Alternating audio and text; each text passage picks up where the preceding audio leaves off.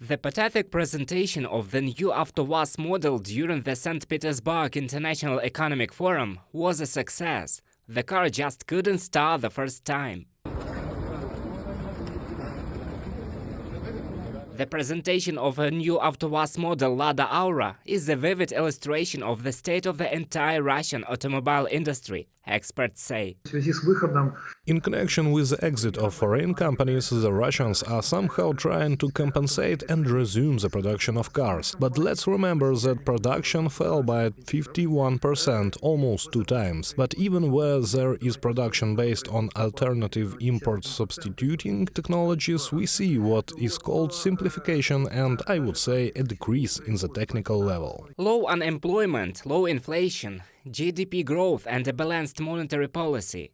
In Russia, it turns out they are heading towards reducing poverty and inequality. This is if you believe what Vladimir Putin told the participants of the St. Petersburg International Economic Forum.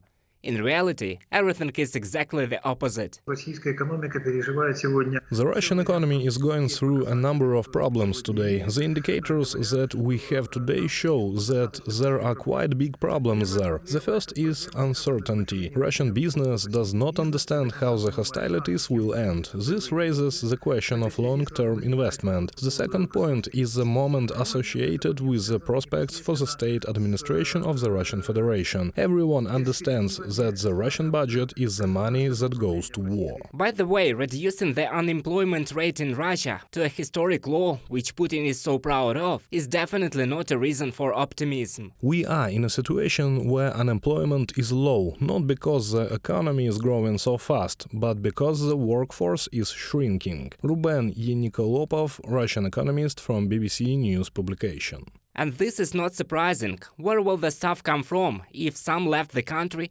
while the Kremlin sent others to the war against Ukraine? While Putin tries to put on a good face on a bad game, Elvira Nabiullina, head of the Russia's central bank, says the state will be forced to either cut spending or raise taxes in the coming years. Nabiullina does not exclude the return of Russia to a planned economy.